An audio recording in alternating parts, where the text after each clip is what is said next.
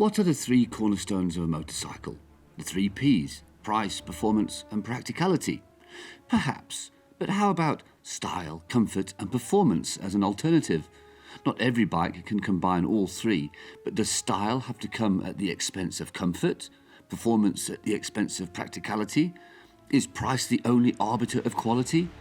The very beauty of motorcycling is that there can be infinite variations of priorities, and none of them is necessarily right or wrong.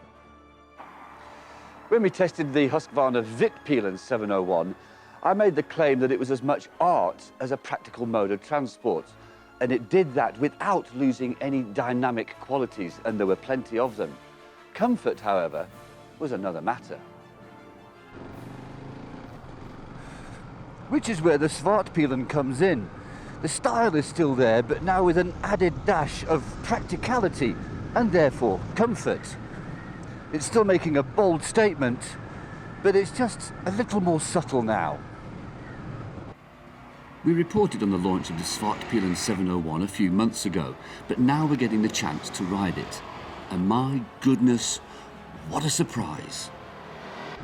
At the heart of any motorcycle is the engine, and this one is absolutely brilliant. But we already knew that. The Svartpilen is powered by the same dual counterbalanced 692cc single-cylinder engine as the Svartpilen, and the Husky 701 Supermoto, and the 701 Enduro, and the KTM 690 Enduro R and 690 SMC R. And why not? It has an intoxicating mix of power and torque and smoothness. It is cradled in a steel trellis frame that rides on WP suspension, just like the Svartpilen. So the engine's the same, and the chassis. But hang on. What is amazing is how this feels so different to the Svartpilen. All that has changed are the handlebars and the front wheel, now 18-inch up from 17-inch on the Svartpilen. But these small changes have changed the character of the whole bike. Whereas the Svartpilen is James Bond, dressed in a sharp tuxedo, standing at the bar with a dry martini in his hand.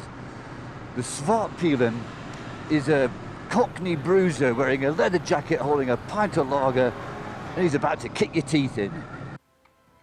It's quite amazing how a few almost cosmetic changes can completely change the character of a motorcycle. The Svartpilen is suave and sophisticated, and this is a complete and utter hooligan. The Svartpilen feels like a big-engine supermoto. It feels angry and nervous and twitchy. It really is a completely different feeling to the Svartpilen. The Svartpilen and Svartpilen are two bikes that you either love or hate. There's very little sitting on the fence with these two bikes. If you're one of the haters, then give yourself a bit of time, because there's a lot of bike underneath the controversial looks, which will grow on you. Is the Svartpilen better than the Svartpilen? No. But wait a minute. Saying it's not better is not a criticism, as the Svartpilen is very good to begin with, and it is essentially the same bike. But what is most surprising is how different the Svartpilen feels. Husqvarna has got two bikes out of one, and it's a very clever trick to pull off. I tested the 701 Svartpilen for the show last year, and I got to be honest, I gave it an absolutely rave review.